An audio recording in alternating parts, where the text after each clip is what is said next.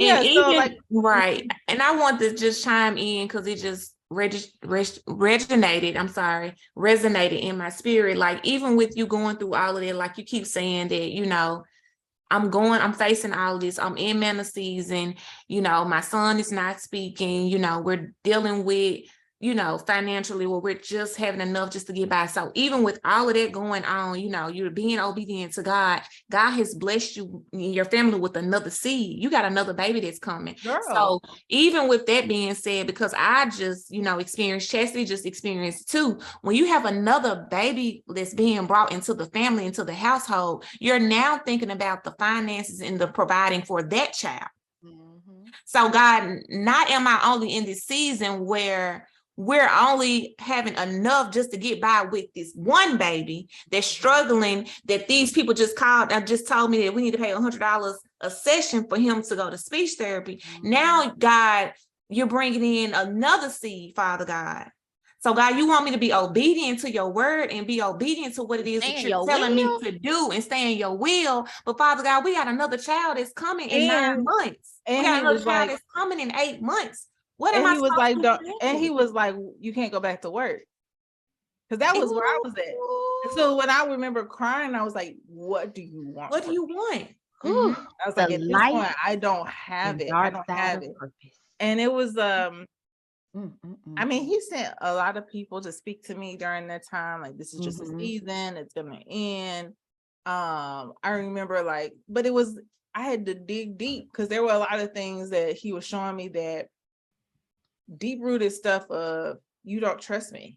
You don't trust my will. You don't trust that I'm going to take care of you. I even remember at one point processing with someone. I had hired like a mindset coach or something at the time. I mean, I pulled from my 401k. I did everything I could to keep stuff afloat because I was just trying to do it. And all the while, I'm being bombarded with godly ideas. I'm like, what are you throwing at me right now? I don't have it to do. I don't have it, Father. God carried me. He literally was holding me up with his hands that whole year last year. So we get to this is what happened. It was God, Lord Jesus, thinking about it again. So we get to July-ish. At this point, I'm like, I gotta start seeking you again because I had stopped my routine. Do you feel like in July this was your season? You made it to a point on the level of ready to release, because it seemed like you were still trying to hold on and trying to figure things out. I was like, I was just walking through. I really was just going day by day. I wasn't even trying to honestly figure out what's going on. At one point, I was just trying to get through the day. Okay. But I would literally have bouts of crying spells, when I would see my son would not respond to me, when he wasn't repeating back to me. I just this is not normal. This isn't not normal. Never had an issue with my pregnancy. My pregnancy was great. No issues. I did have a high risk pregnancy, but that's a whole other story. So anyway, we get to July. And I had a friend, she and I were kind of going through the same thing. And I said, I got to get back into my routine with the Lord because I can't, honestly, I'm not surviving spiritually at this point. I need my foundation again. And I knew that was what I needed, but I just was struggling with so much disappointment with God that I did not know how to approach him in a way that was not anchor. I can't even come to you and be like, I'm broken. I'm coming to you angry. So she and I kind of just held each other accountable, getting up in the morning, seeking the Lord's face. July was a shift. I don't really know what happened, but there was a lot of the time for about a good 2 weeks, I'm seeking God every day. He's not saying a word to me. What would you do? What were you doing? I would just come and sit at my desk and I would write my feelings out on a piece of paper, or my iPad, a piece of paper, same thing. Write my feelings out, read a devotional, pray, go about my day. And I was just let out, God, I'm struggling. I don't understand what's going on. What am I supposed to do? What do I do about Elijah? What do I do about my husband? How do I get through this pregnancy? Just coming to him consistently, not getting any word at all. And I was just coming consistently. And I started to feel myself get hopeful, nothing shifted, but my response to everything started to shift. Mm-hmm. Because your atmosphere changed. You changed your atmosphere. Absolutely. And I started to include God again. Like I wasn't including him at first. I was like, this is horrible. I don't. You're inviting. You started to invite him back into. Absolutely. And I think that we have to kind of also understand that there are ebbs and flows in your season with God. And what the Lord showed me was that I needed you to see how ugly your sin is and how much you require me. And like sin is ugly. And what God was showing me was like, I can handle all of you, good and ugly. So when you come into me upset, I can handle that. When you're coming to me broken, I can handle that. You think at one point you can be on the high top of the mountain and that you can't fall and that your sin is ugly. I mean, who I saw when I was upset and disappointed, I was like, I wouldn't want to see myself this way, Lord. So it was a lot of shame. It was a lot of frustration. It was a lot of, you left me. And he's like, I would never leave you. I will never leave your side. So it was me kind of reintroducing myself again to God in a different way. And God showing me himself again and again and again. So August happened. And also, in the while of this also happening with my son, I was thinking he had autism.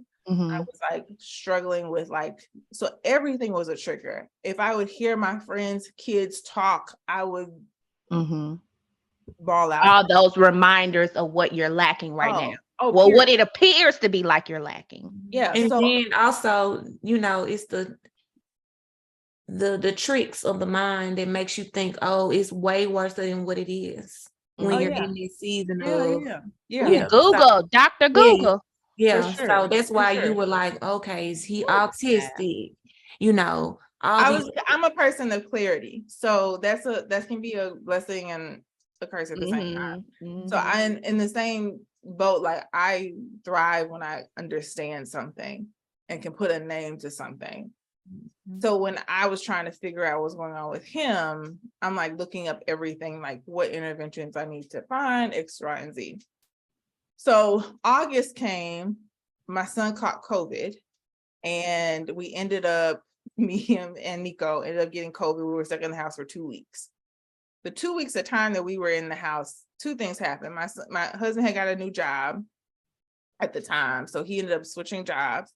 And then I got to spend a lot of time with Elijah. I saw him thrive. And I was like, this boy ain't autistic. He just got a speech delay. And the end of that, guy was showing me, I needed you to see this. Like, I needed you to see, like, I have not left you. I have not, this is not what you're thinking it is. So my husband switched jobs shortly after that. I reached back out to the speech therapist we reached out before, and our insurance ended up covering it. And it was only like $50. Wow. Randomly, Nico came home one day and was like, babe, I've been paying into an HSA account and I ain't even know.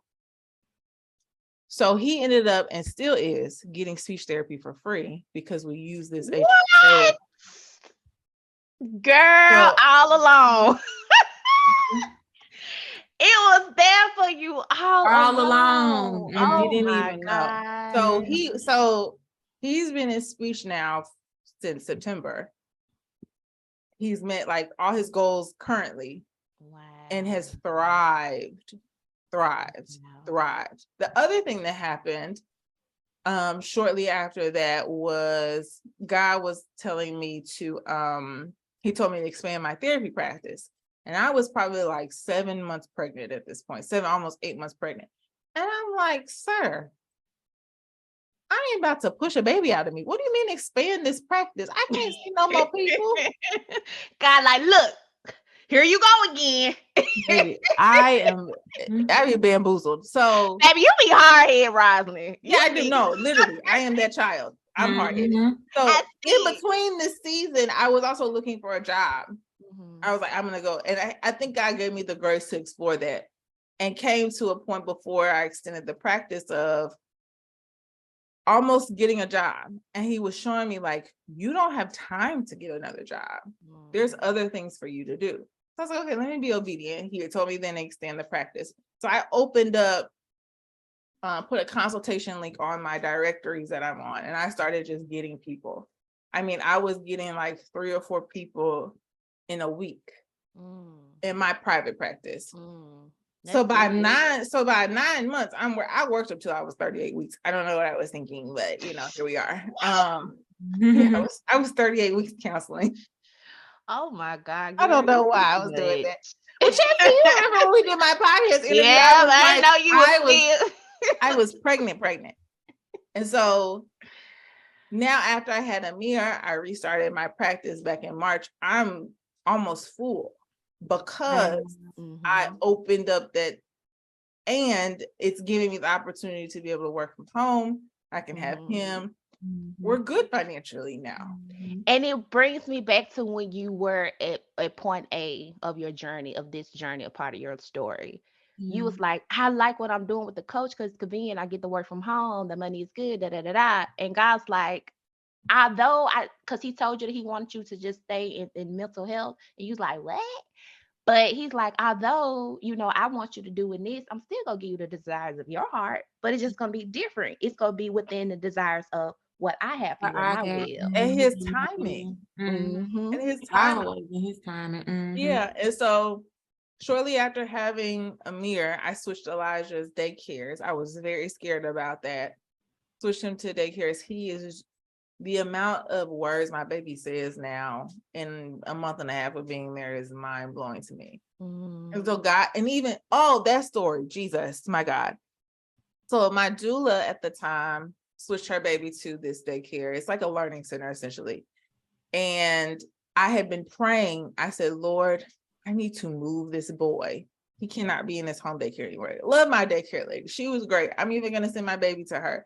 But he wasn't thriving because he wasn't getting, I felt like, the attention he needed. And I was like, God, you have to help me. Like, I was at the end of the pregnancy at that point. It was probably like October to December. I had Amir in January.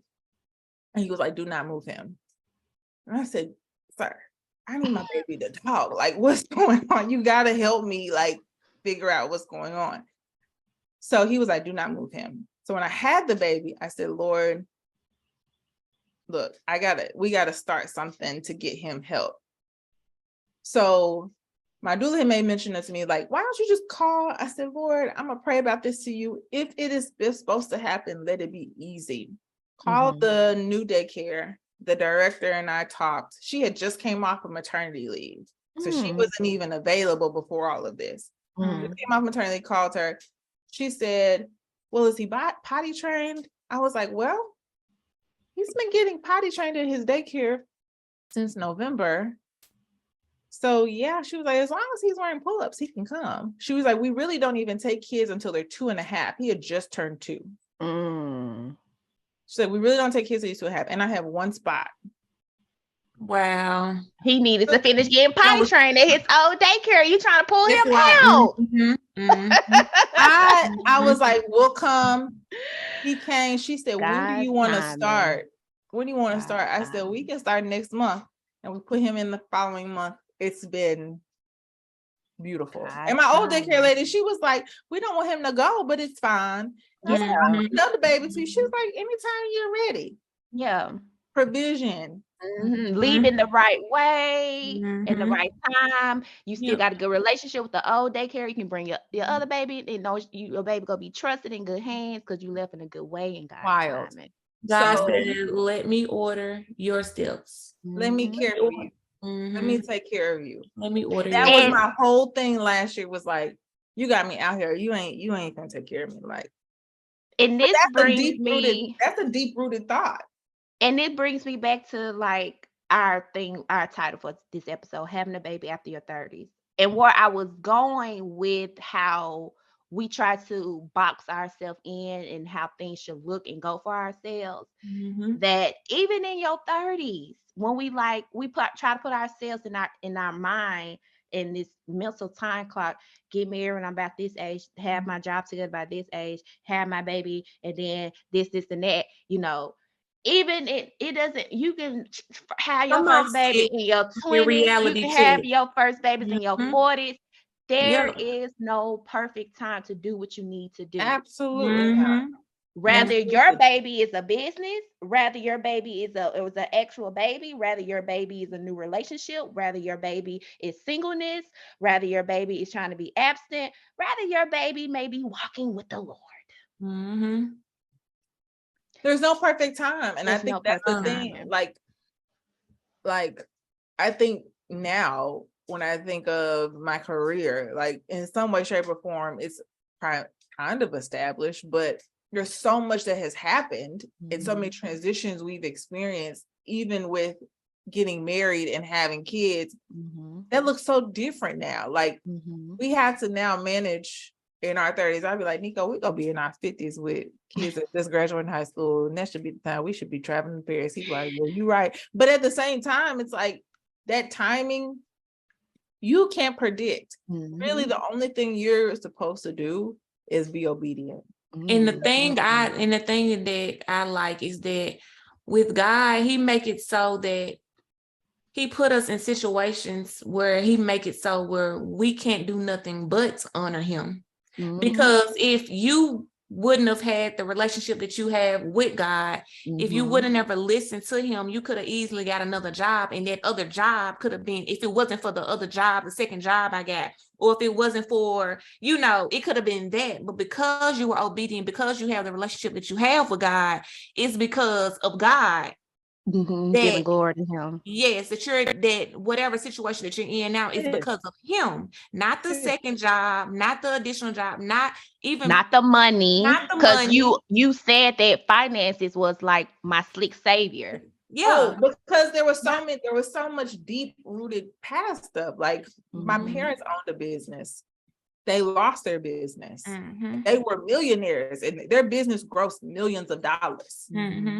And I remember watching that as a kid, and I said to guys, like, I don't ever want to do that. But he had to really strip me of like, where you may not want to do that, you still kind of got some remnants of reliance on finances and all of these things. But also, God blesses even when we walk astray. Because when the part-time job I worked for was a season of time where I was like, God, I can't do this. I need to go find a job. I was interviewing for jobs. They didn't pick me for the full-time job. They picked somebody else, and then reached out to me later and said, do you want? So even in the times that we are still in ourselves and trying to figure it out, he still provides a ram somewhere in the bush for us. Thank you, Lord. And I think it just goes back to, even though I was like, I'm frustrated, I don't know what to do, I'm gonna go do this, I was always still coming back to my prayer with him and like, is this what I should do? What is it? What is right for me? And so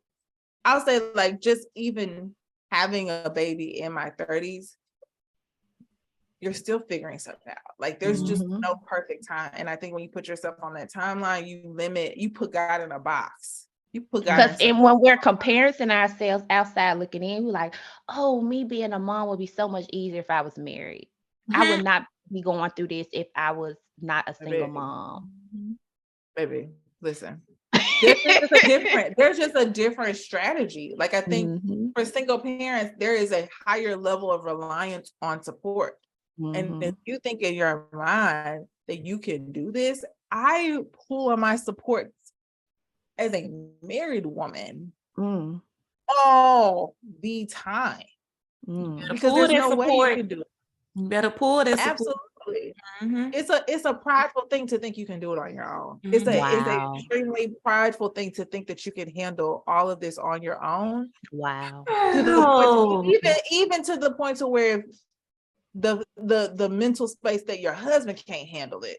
Like he can't handle feeding the baby because he don't know how to burp the baby correctly. Like, that baby is half his and half yours. You better sit down, sis. Listen to Roslyn. Yes, ma'am. It's the Holy Spirit. Yes, we be thinking we got to do everything.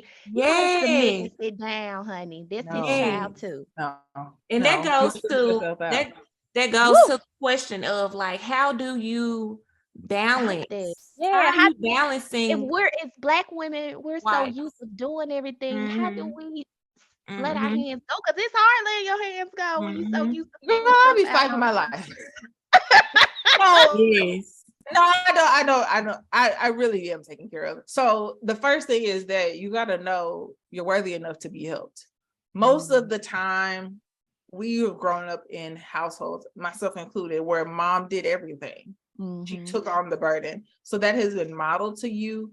You have been reared into that mentality. It's also been shameful if you seek other support. You're shamed for it. Like, just be strong. I don't want to be strong.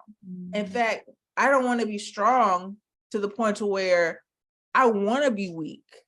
I would rather be weak and seek out support and later feel better, because most of the time what I've seen a lot of times with burnout is initially you don't know that you're taking on more. It is not until later that you realize I'm burnt out. And what happens is you have this underlying resentment towards all the people in your life because you have not said what you needed help with, nor do you even know that you need help. And so you have this resentment, like, nobody reaches out to me and calls me and checks on me. Well, you haven't told them that's what you needed. And from your husband, from that perspective, you think just because you're in the household and he sees you every day that he knows you need help. You don't. Yeah, and here's the thing about men. Here's the thing about men. They don't even expect us. They don't even think that. They think that we're going to say what we need.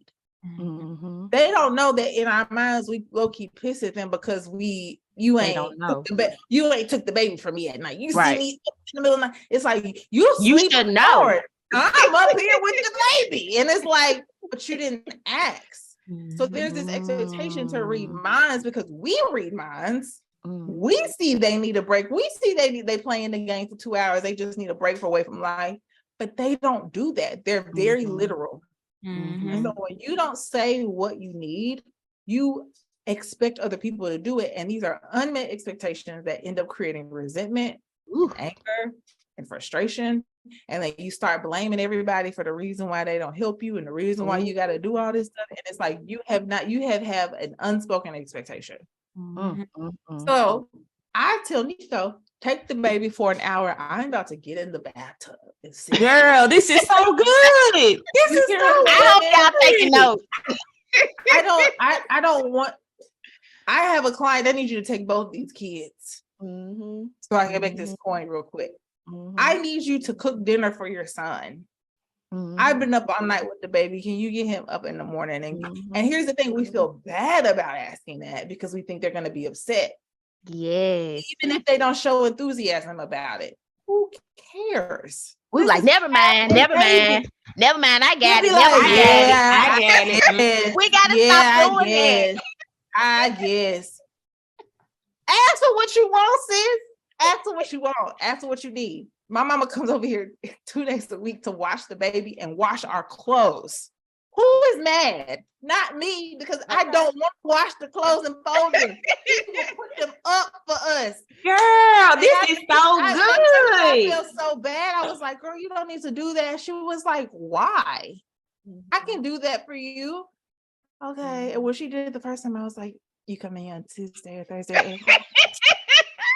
Because I don't have to wash our clothes. That is a load off of you. Yeah. Because then clothes will sit in the washing machine and get moldy, and then I'm gonna forget and have to rewash them and then put them in the dryer. Have to rewash them. So it's like it's the small stuff. And I ain't even talked about like emotional support. So like those are just the small stuff. Yes, take the baby so you can work. I don't have to do that. If these people are available, the problem is the deeper root of it is we think we're a burden. And truly, how are you a burden when people are available and want to help? Because it takes a village. It takes a village. Whether you're single or you're married, it still takes a village. So why not use your useful resources? Here's the thing. The problem is that when we're met with opposition from the people who say they want to help us and they're like, well, can't you do it? Like, we're immediately like, I'm gonna go back to help. I get it. Versus saying, no, I really can't. I do need the help. My mama said to me, you always so tired. Yeah, girl, because I be up with the baby. I literally got 3 hours of sleep last night. And it's like, yeah, I would still get up and do what I need to do, but I need your help. And eventually it's like, okay, you need to say if you can't help, but also I'm gonna ask. And then I think also I think we sometimes, especially as Black women, we don't want to sound like we begging. So I be hearing sometimes, even with my clients or friends and family, if I ask somebody one time and they don't I ain't gonna ask them no more. But even when people make a comment like, why you can't do it? And it's like, okay, never mind, because I ain't gonna beg you. But it's not begging. It's just letting them know you give them more information because I'm tired. We don't want to seem or perceived weak. Yes. We can't do it. It is shameful in the Black community to not be a strong Black woman. Because if you're not strong enough, you can't handle this stuff. You can't do it. You're not going to be big and bad. Like, oh my God, I don't want to do it all. Nor can my body handle all of that. And that's the thing. And it just goes back because like I'm having a reality check myself with this baby because I'm so used to running stuff in my household. I'm used to doing everything in my household. I'm used to doing that, you know. And with my husband being at home, like with the blood pressure scare or whatever, you know, they was like, you need to be on bed rest for a couple of days. Girl, even with me on bed rest, like I'm still trying to get out the bed. I told Chastity, going in the kitchen, trying to watch him fix our son. Yeah. Like, this ain't how I make it. And my husband looking at me like, go lay down. You know what I'm saying? Go accept the help that I'm trying to give you. Just because it's not perfectly how you used how to you do it. So even though that goes to like us accepting the help, it may not be how you would do it. You know what I'm saying? But accept the help. Because I'm not 21 no more. Exactly. And I am 30, about to be 33. Thank you. And I got a full career and 2 kids. Yes. I don't physically have the capacity and my body has shifted. Yes. And so, so it doesn't look like I can't go up and down the stairs. Like I remember there was one time when he was the firstborn, I told nigga I'm staying upstairs all day. He brought my food upstairs. I felt bad the whole day. Well, here's the thing. I ain't had to go downstairs and do anything. How did you push through that guilt? It's hard. I think it's just, it takes practice. It takes you having to just come to the realization that I physically can't do all of this. As much as I want to, I physically can't do it. And also, I'm not a weak person because of that. One of my affirmations for this year is like the one for the rest of this year is I am cared for. What does that look like? It means that in every capacity, people can do other things for me. I'm gonna feel the guilt, but I have to just like let it happen.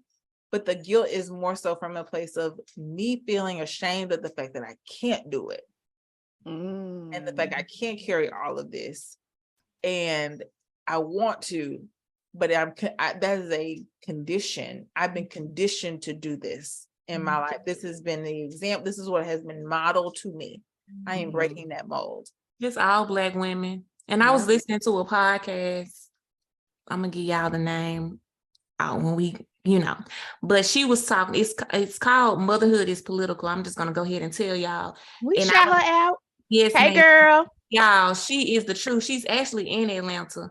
But when I tell y'all, giving you the raw, I was just listening to her and she was saying us as Black married women, she do like statistics. She's big on numbers. And she said married women do more work in the household than a single mother does, because the married woman is always programming her mind like, I got to do this. I got to do this. I'm doing this. It's my job. You know, my husband, you know, she said, but that's not what it's supposed to be. Don't be ashamed to deviate your duties and ask for help in the household. Even if you just clean the bathroom one day and then go back tomorrow and clean the kitchen the next day. Don't try to do everything all in one day. See? When I see my husband wash dishes, I feel guilty. I'm like, why are you washing dishes?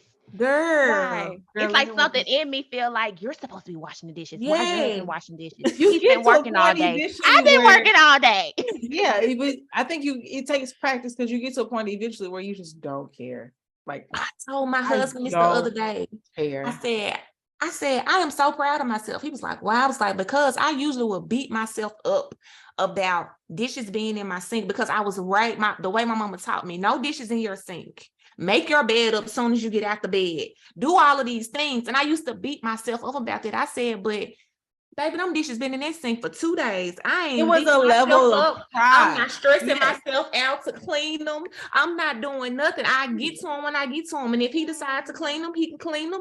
Like, I'm not gonna stress myself out about the other thing, and I think this could be a rabbit hole, but the other thing that has to be discussed is that our husbands who are Black men were raised by Black women who did this and modeled this. In their mind, they normalize that is what should be done. It should be done. Because I have like my husband, I know he wants me to be domesticated. He'll come home and be like, "You cooking, girl? What you cook, babe? Who you be cooking?"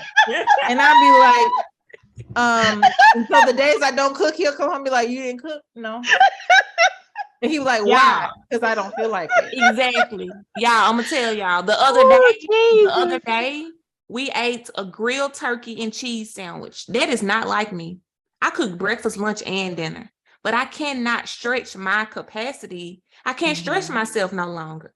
So I said, can you go in there, like you said, and fix Kai some dinner? He went in there and cooked Kai turkey burger first. Like, I can't do it. I'm tending to this baby. Period. Sure. And so turkey cheese, it is. He can go in there and cook. He can go in there and cook. And so I think there has to be, it's a reconditioning.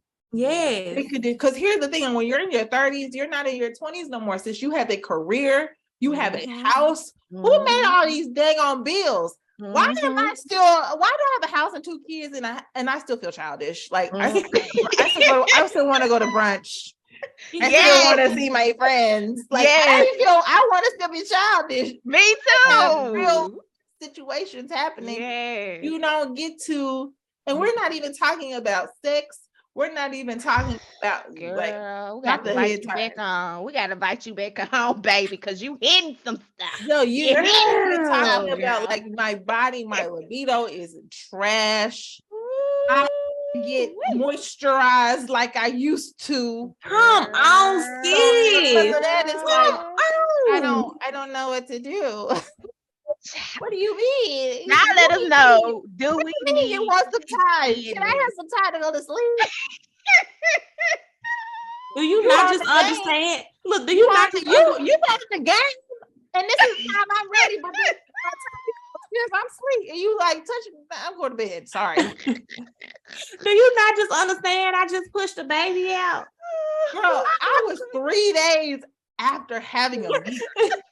And Nico said to me, so when are you good to? I said, sir, I pushed this baby out 3 days ago. He couldn't wait till I went to my 6-week appointment. He's like, I've been waiting for you at the door. Why? Don't wait for me. I'm not at the door. I'm in the bed. We're not there mentally. We're not there. We're not so much. Ebony. We're not there mentally. Ebony, when you went to your 6-week checkup yesterday, what did your husband tell you when you was heading out the door? He said, I walked in that door, he said, make sure. I said, I'm going to go talk to my doctor. Shout out to Dr. Jessica Ruffy. She's the best Black OBGYN in the city of Memphis. He said, make sure I said, I'm going to go talk to Dr. Ruffy. He's like, yeah, make sure you talk to her and tell her to go ahead and tie them tubes. So we can get busy in the bedroom. Yeah, basically so we can get it on. So we can act bad in the bedroom. And I'm like, why are they like this? I don't even look the same. Okay. Do you see how this like, and I asked Nico once, I said, are you still like attracted to my body? He was like, absolutely. I am absolutely. And I said, look, and after I said what I said something to kind of like brush it off. He said, did you hear what I said? Make sure you tell them. So we can get the rocket. We can get it on. Are you like this? Please just let me be. I mean, it's only been 2 months. Girl. I need time. God. So like, even with that, like, you're navigating so many things emotionally, mentally, physically. Your body's tired. And if you're breastfeeding, that's a whole nother lane of time. You know what I'm saying? So it's like, I have to ask for help. I am not 22 no more. I am 30, 33 this year. I have a career. I'm trying to make more money so we can put these kids in daycare, because daycare is expensive. Like, there's no reason for me not to realize for. If somebody says they can't help, then that's okay. But like, if you mad about helping, then don't ask me for what I need. Right. If you gonna say, well, why can't you do it? Then don't ask me, do you need help with something? Because are you okay? No, I'm not. Sis, I have not slept.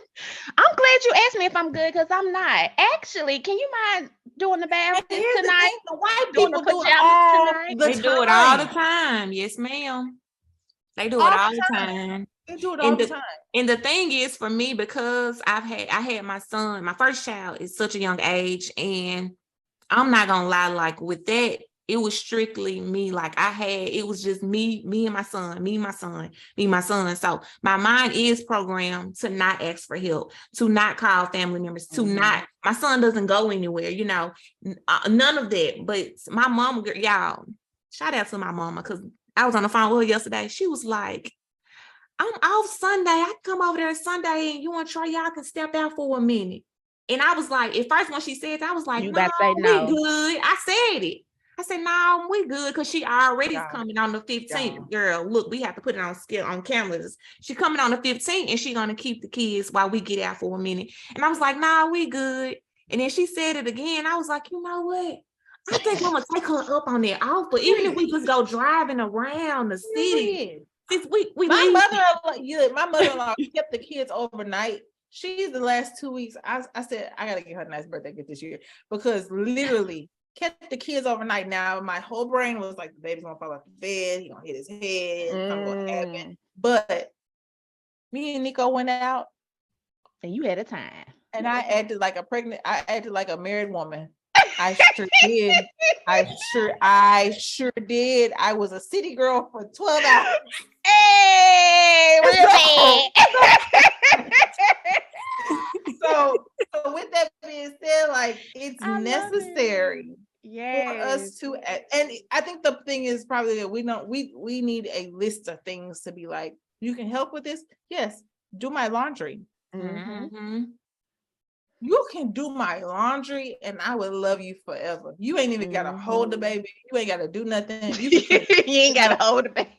You don't have to do anything. Let's go to the laundry room. Because what are the things that you really don't want that don't serve you? Like, I don't really like cooking. I don't like laundry. It's just not. Now, baby, I'll go make us a bag. I will be bag lady. But I will not. I don't enjoy cooking. I'll do it for us. It's not my enjoyment. So there are things that me and my husband will delegate.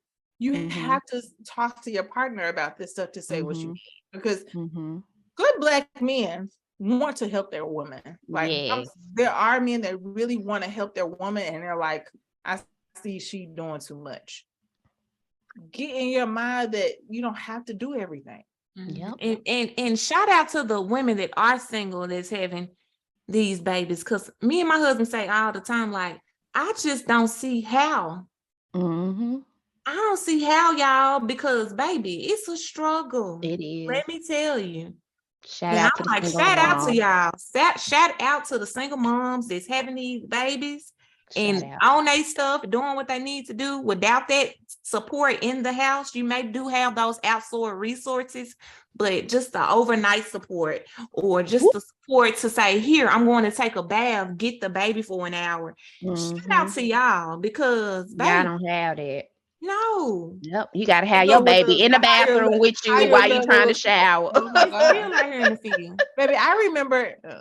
Okay, and because I know we can ask more questions, but I remember, full transparency, when you first have a baby postpartum, it's hard for you to do number 2.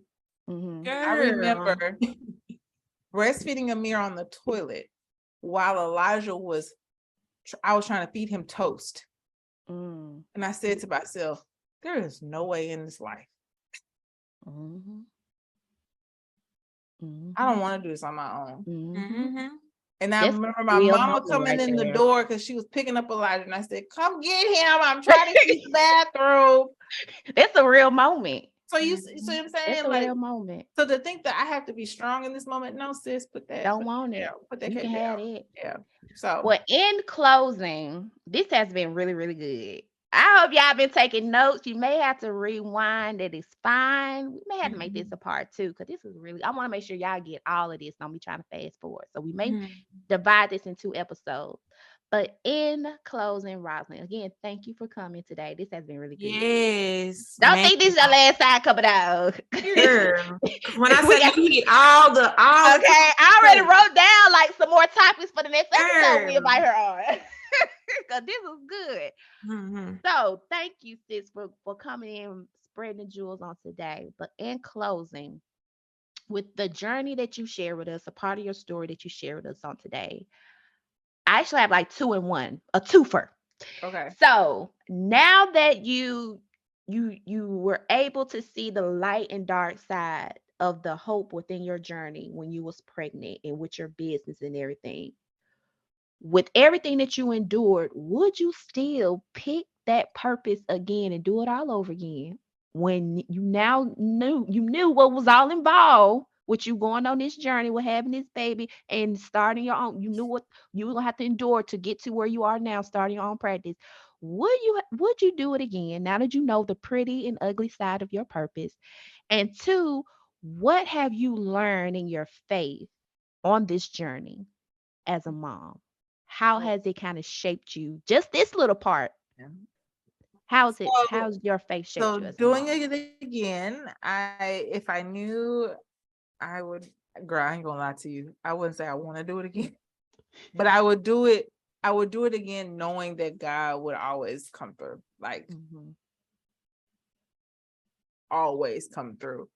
And what I think we don't realize is that what the Lord is actually doing is trying to give us joy. But we really struggle with trying to see the joy on the other side of it. But truly, obedience brings joy and protection. That's the first thing. What my faith has taught me from going through this is that God cares so much more about my kids than I do. And what I try to think that my control and my love for them runs deep is his runs deeper. Wow. And he showed me with my first son, you think that this is about you and how you feel and how you feel like you messed up as a parent. He's like, I have more purpose for him than you would ever be able to even touch on. Girl, your job is to just pray and cover and steward. Yes, God. And then I remember I cried really bad when I was pregnant. Like I was on my last week and I said, God, what is going on? And he said, I'm trying to push you to pray and cover them and cover these boys in prayer. And you're trying to like control what's going to happen. Wow. It's like, you can't control that. And so my faith is, what I've learned is that God cares deeper, because I think about this, like Abraham's life was about generations past him. What he did in a season of following God to a land he knows nothing about, blessed generations for Christ to come. My kids are generational. When God does things, he saw me. He saw Roslyn and what Roslyn was going to do to rear 2 children, 2 Black boys into this world in a generation in this time, back when my great-great-grandmother was doing things. So because he thinks farther than I can think, he cares way more about that. My job is to just pray, steward, and be obedient. Yeah. However that looks. And so because of that, my faith has to be aligned with him and trust that he is going to take care. So if I'm struggling with disappointment or struggling with God's not going to take care of me, I don't steward well. I'm not on my job covering. I'm not doing what I need to do to love them as Black men who are emotionally aware and emotionally can like have some intelligence around that for their wives and their kids and their generations. So it goes beyond, I think, in faith. it's taught me, maybe my son will be, maybe he'll learn sign language. Maybe he'll like have a testimony and be a speaker one day. Like, I don't know what that looks like. Who cares? My job is to just steward. And so taking yourself out of the picture to realize that God really thinks generationally is where like my faith is now. I love that. And that goes back to building her endurance, building your endurance. The whole time God was building, he was strengthening your endurance. Period. I love that. I had to write that down, honey. I had to write that down, honey, because that was good. So again, thank you again, Roslyn. You're welcome. You laid it down. I love how you said that. I have to learn how to stop trying to figure it out and just learn how to be a good steward.